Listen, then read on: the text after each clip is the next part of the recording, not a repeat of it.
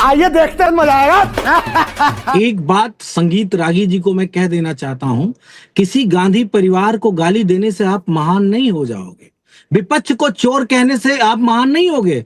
जिन उद्धव ठाकरे की बात और बाला साहब ठाकरे की बात कर रहे हो, अगर उन्होंने सब कुछ गलत तरीके से बनाया है तो साथी आप थे। जवाब दो, क्यों आपने बनवाया उनको मुख्यमंत्री उनकी पार्टी का? क्यों आपने उनको सत्ता में रह के साथ रखा? अगर रखा है तो ये बताओ कि आप कितने दोषी हो, आप कितने बड़े चोर हो, आप कितने बड़े चोर हो। की तो 200 एकड़ जमीन थी ना, जिनकी संपत्ति मुलायम सिंह के वंशजों को हो गई है। लालू प्रसाद की तो बड़ी इंडस्ट्री चलती थी ना। कंट्रोल में ही बोलवाना ना, फिर मैं उतार के रख देता हूँ 2 मिनट में। सारा संगीत रागी जैसे लोगों की 2 कौड़ी का घटिया, चाहे वो अखिलेश यादव का हो, चाहे वो लालू प्रसाद के, सारे चोरकटाई से पैसे जमा किए हुए हैं।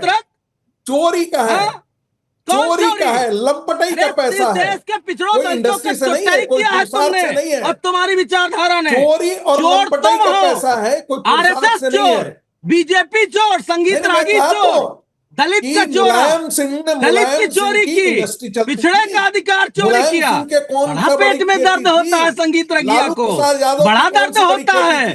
पिछड़े के पास गाड़ी कैसे आ गई? पिछड़े मनोज यादव जी, क्यों बन गया? मनोज यादव बीच में ना बोल। भारत की किस जांच एजेंसी ने समाजवादी पार्टी के परिवार को चोर भ्रष्टाचारी का नाम बताओ? ये बताएं, रागी बताएं।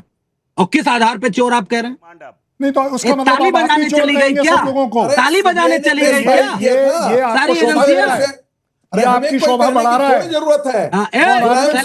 आप चुप रहो, शोभा नहीं। तुम बीजेपी सरकार की चर्चा करो।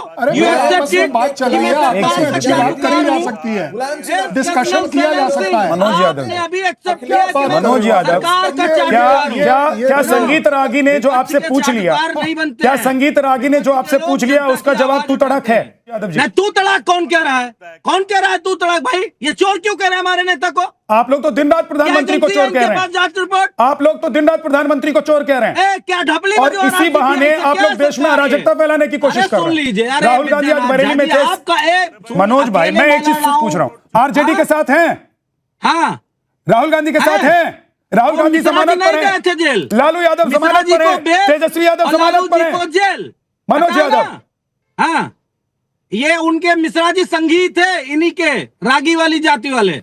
तो क्या किया जाए? पर्सनल हो जा रहे हैं, फिर पर्सनल आपकी बात कह रहे हैं। मैं तो सीधे बता रहा हूं भैया, सवाल का जवाब नहीं दे रहे हैं, पर्सनल हो जा रहे हैं। इस देश के पिछड़ों को जेल जाना पड़ेगा, दलितों को जेल जाना पड़ेगा, उन पे आरोप लगेगा। 30 सेकंड आखिर में मनोज जी, क्योंकि आपके पास नहीं लौट कर आ पाया था। 30 सेकंड मनोज जी, अब वक्त नहीं। विद्यानाथ झा जी, मैंने सबसे पहले इसीलिए इस बात को कहा कि ये देश महात्मा बुद्ध और बापू का देश है, महात्मा गांधी का देश है। लेकिन मैं एक मिनट, मैं आपको एक मिनट रुक जाइए, 1 मिनट, एक लाइन बता दूं। अभी इस डिबेट में एक बड़ी गंदी बात आई।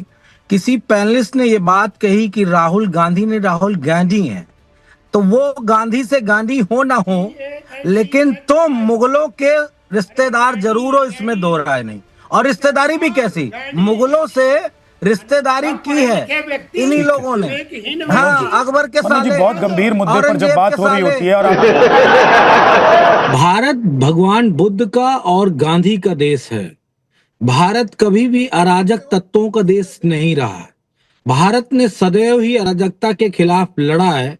तो मैं इतना दावे से कह सकता हूं विद्यानाथ झा जी कि भारत में इस तरह का कोई भी कृत्य ना कभी हुआ है ना होगा, चूंकि ये देश बापू का है, महात्मा बापू का है और भगवान बुद्ध का है। हाँ, अगर एक विचारधारा थी इस देश में जिनका नाम सावरकर और गुलगोरकर था, अगर उनकी विचारधारा इस देश में पूर्णतः स्थापित होती तो निश्चित तौर पे इस तरह की आगजनी, दंगा, लड़ाई, इस तरह की चीजें एक नॉर्मल बात होती। लेकिन चूंकि वही लोग सत्ता में बैठे हैं तो वो किसके खिलाफ कर दें, ये एक बड़ा सवाल है। विपक्ष ये इस तरह का कोई काम नहीं करेगा। लेकिन इस बात को समझना पड़ेगा मनोज जी, मैं आपको टोक रहा हूं के चारों तरफ। मैं चाहता नहीं था, लेकिन मैं आपको टोक रहा हूं। एक सवाल ऐड कर रहा हूं सर, आप उसके बाद बोलिएगा।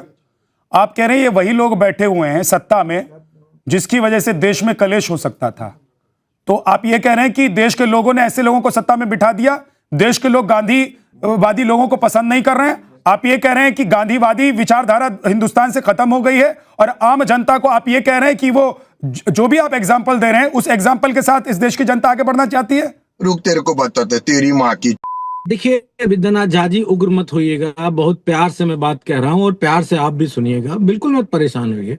असली गांधी से लेके और नकली पुतला गांधी तक गोली चलाने वाले यही लोग हैं। आपने अपनी आंखों से देखा होगा, असली गांधी पे जब गोली चली तो खबर पड़ी होगी, और जो पुतला बना के गोली चलाई वो भी आपने खबर पड़ी होगी, अपने आप पड़ी होगी कि किन लोगों ने, किन विचारधारा के लोगों ने पुतला बना के गांधी को गोली मारी। तो मैं सिर्फ इतना कहना चाहता हूं, जो बात सबसे मोटी है कि इस देश में अराजकता नहीं होगी। क्यों? क्योंकि विपक्ष ऐसा है जो अराजक नहीं है। विपक्ष इस देश को संवैधानिक तरीके से लेना चाहता है। आपने बड़ी अच्छी बात कही कि 400 सीटें लेके आओ, सत्ता में बैठो, निश्चित तौर पे बैठूंगा। जगदीश शर्मा जी, मैं आपको एक सलाह दे रहा हूं, बिल्कुल, अगर आप चाह रहे हैं, मैं जानता हूं, नहीं कोई नहीं, मुझे पता है, लेकिन मैं एक चीज आपको कह रहा हूं, अगर आप मेरी बात मान लें सलाहकार के तौर पर, तो आप गांधी परिवार में जाइएगा। राहुल गांधी, प्रियंका गांधी, मल्लिकार्जुन खड़गे और गांधी परिवार से जुड़े हुए जितने आपके शीर्ष नेता हैं उन लोगों को सलाह दीजिएगा। जो टीवी पर बैठकर आप ज्ञान दे रहे हैं ना, ये ज्ञान वहां दीजिएगा कि अपने नेताओं का मुंह बंद कराओ और हिंदुस्तान का माहौल मत खराब करो, क्योंकि हिंदुस्तान नेपाल, बांग्लादेश और श्रीलंका हो नहीं सकता है कभी। अरे भाई, मेरा नेता तो एक ही बात कर रहा है, वोट चोरो गद्दी छोड़ो। मेरा नेता एक बात कर रहा है, वोट चोरो। सबसे पहले राहुल गांधी गद्दी छोड़ो, उसका कोई तो सबसे पहले तो राहुल गांधी गद्दी छोड़ो, फिर मल्लिकार्जुन खड़गे गद्दी छोड़ो, फिर कांग्रेस के वो सभी सांसद गद्दी छोड़ो जो संसद में बैठे हुए हैं, क्योंकि अगर आप लड़ना चाहते हैं तो सबसे पहले आपको त्याग करना होगा। क्यों नहीं हो रही है? वोट चोरो, वोट चोरो गद्दी छोड़ो, वोट चोरो गद्दी छोड़ो। ठीक है, वो आपकी बात बिल्कुल नहीं कर रहा हूं, मैं उस गोदी मीडिया की बात कर रहा हूं जो कल मेरी डिबेट थी, आपसे मेरी डिबेट थी, पूरे दिन नेपाल जलता रहा, दिखाते रहे। अरे भाई, नेपाल जले, बांग्लादेश जले, रशिया जले, हमें क्या लेना देना? कल इतना इंपॉर्टेंट मैटर था उपराष्ट्रपति पद का, जिसपे हम डिबेट करनी थी, मैं बैठा रहा और डिबेट कहीं और। मैं जानता हूं जगदीश जी, आपको कोई लेना देना नहीं है। विद्या जी, अभी आपने दिखाया नेपाल में एक नौजवान कह रहा था, यहां भी मोदी होता तो ऐसे नहीं होता। उस नौजवान को आपके, तो ये तो आप लोगों को सुनना चाहिए, ऐसी बात कर रहा है, ये तो आप लोगों को सुनना चाहिए। यहाँ के हालात, अब ये मत कह दीजिएगा कि वो भी अंधभक्त हैं। उसको पता होता है यहाँ भी रोजगार नहीं है, उसको पता होता है यहाँ भी महंगाई है, उसको सब पता है यहाँ क्या क्या है।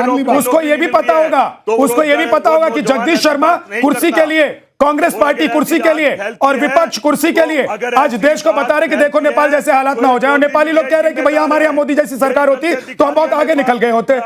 आपको मालूम है ना, एकमात्र हिंदू राष्ट्र फिर से नेपाल होने जा रहा है। और माहौल आप चैनल कर रहे हैं, ये गोदी मीडिया कर रही है कि नेपाल जैसा भारत को बना दो। ये तो आपके नेता कह रहे हैं ना भाई। आखिर तुम दिखाना क्या चाहते हो? जगदीश जी, आपके नेता कह रहे हैं, दिखा रहे हो, आपके नेता कह रहे हैं ना कि उठाकर मार रहे हैं, ऐसी खबरें क्यों दिखा रहे हो? अरे भाई, यहां भी ऐसे हालात मत बनाओ, इस देश को मत जलाओ, बड़ी मुश्किल से देश बनाया था। मुझे हंसी आ रही है आपकी बात। नेपाल दिखा रहे हो जगदीश भाई, मुझे आपकी बात पर हंसी आ रही है। मैं तो प्रार्थना करता हूं अपनी गोदी मीडिया से कि मत दिखाओ कि मंत्री पीटे जा रहे हैं, राष्ट्रपति के घर में आग लगाई जा रही है, मत दिखाओ सर, इतना भी मत रोइए। जनता भेड़ चाल भड़क जाएगी।